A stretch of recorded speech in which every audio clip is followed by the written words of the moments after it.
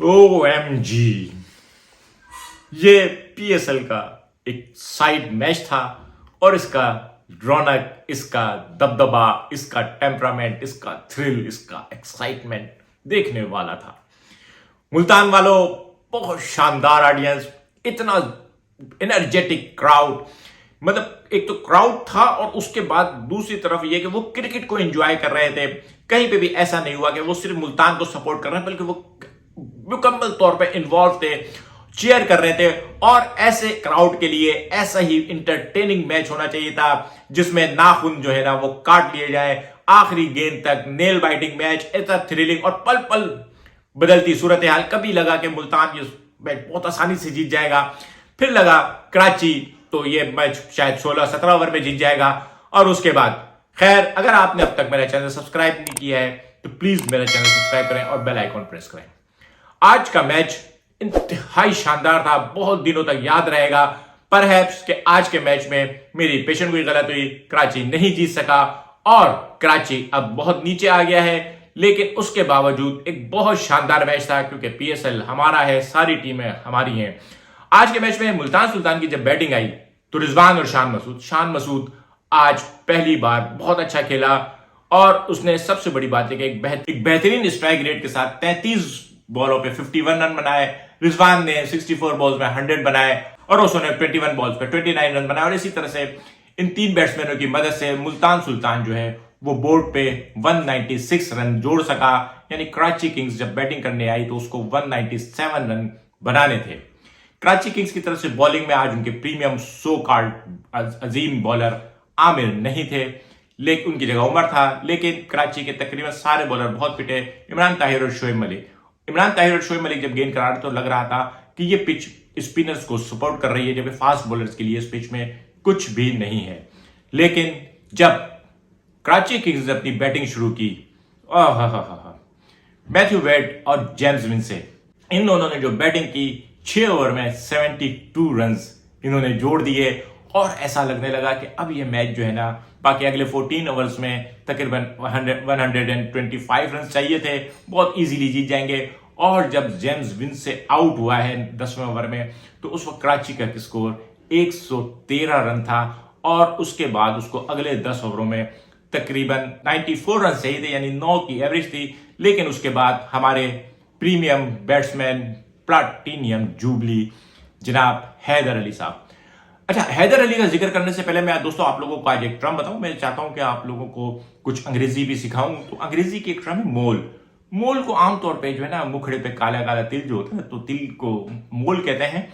लेकिन उसके अलावा मोल ऐसे बंदे को भी कहते हैं जो किसी इदारे से तनख्वाह ले रहा हो, लेकिन मफादात किसी और के मफादात के लिए काम कर रहा हो। जासूसी ड्रामों वगैरह में इस तरह का बहुत जिक्र होता है, आपने देखा होगा। खैर, हैदर अली, तो हैदर अली साहब ने आज ना सिर्फ अपने शानदार प्लेटिनम खेल का मुजाहरा किया, बल्कि उन्होंने सबसे अहम काम यह किया कि क्योंकि विंसे जो था उससे तो रन बनने नहीं थे, मैच तो हैदर अली ने जिताना था, तो उन्होंने उनको बहुत खूबसूरती से रन आउट भी कराया। जैसे ही जेम्स विंसे आउट हुआ है उसके बाद चिरागों में रोशनी ना रही।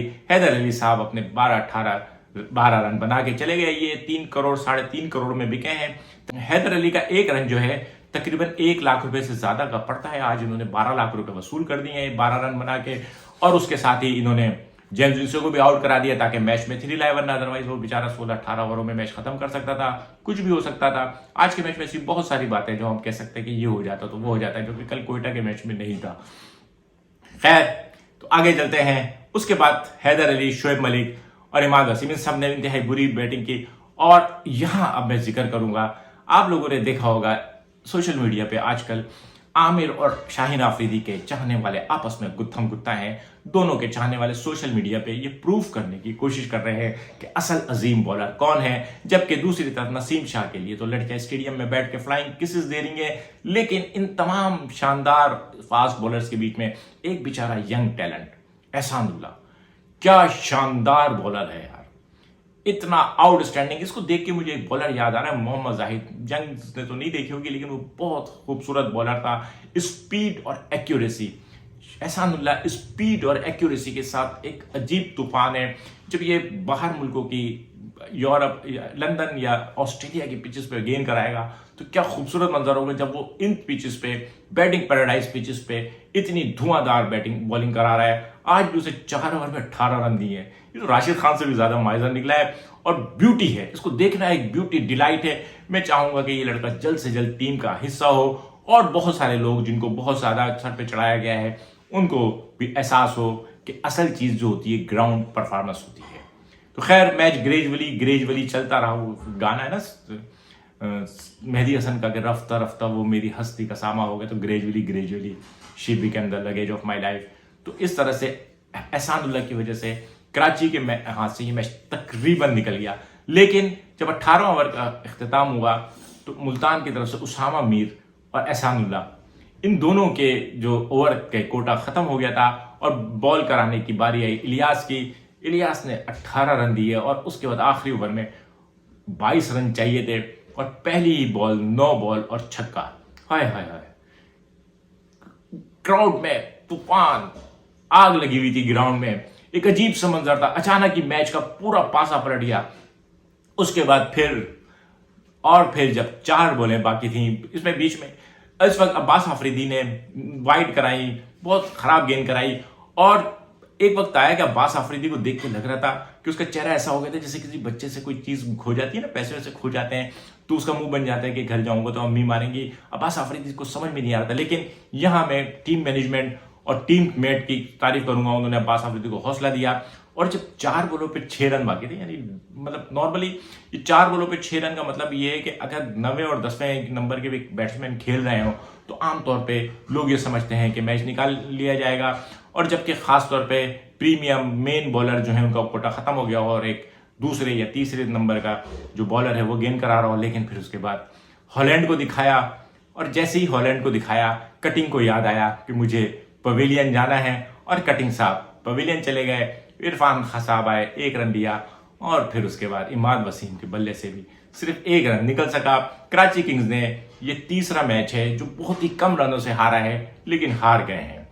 बहुत जबरदस्त खेल रहे हैं, क्या खेल रहे हैं ये मुझे समझ में नहीं आ रहा। इनसाइड एज देखें आप लोग और मुझे कमेंट्स में जरूर बताइए कि जिन लोगों ने इनसाइड एज देखा है कि उनको क्या लगता है, और जिन्होंने नहीं देखा है वो मुझे बताएं कि उन्होंने क्यों नहीं देखा है अब तक। पेशन गोई का हिस्सा 3 मैचों की पेशन गोई की है जिसमें से 2 गलत साबित हो गई है। लेकिन आज वाली पेशन गोई जो है ना वो गलत साबित होने में कुछ लोगों का हाथ है। आप समझ गए मैं किसका जिक्र कर रहा हूं। कल का मैच पेशावर ज़ल्मी और इस्लामाबाद यूनाइटेड। इस वक्त इस्लामाबाद यूनाइटेड बहुत नीचे है, लेकिन इस्लामाबाद ने मैच भी नहीं खेला है। इस्लामाबाद के पास बहुत अच्छा चांस है कि वो कल ये मैच जीते और 4 पॉइंट के ग्रुप में आ जाए और 2 पॉइंट वाले ग्रुप वाले जो लोग हैं वो 5वें और 6ठे पे रहें और शायद अब ये लोग इसी 5वें और 6ठे पे रहेंगे। लेकिन मैं दोस्तों एक बात बता दूं कि चमत्कार किसी भी वक्त हो सकता है। पता नहीं क्यों मेरे दिल में कहीं बोल रहा है कि इस दफा फाइनल कराची और मुल्तान का होगा। अभी बहुत सारी क्रिकेट बाकी है। आप लोगों को हंसी भी आएगी, कोई बात नहीं, हंस लें। आजकल वैसे भी हालात इतने खराब है, गोल्ड लीफ का पैकेट भी 500 का हो गया है। ऐसे में इस तरह के जोक्स पे हंस लिया जाए। लेकिन बहरहाल मैं अपनी इस बात पे कायम रहूंगा जब तक कि कराची मुकम्मल तौर पे कट ना जाए। मिलेंगे अगले किसी व्लॉग के साथ। शुक्रिया।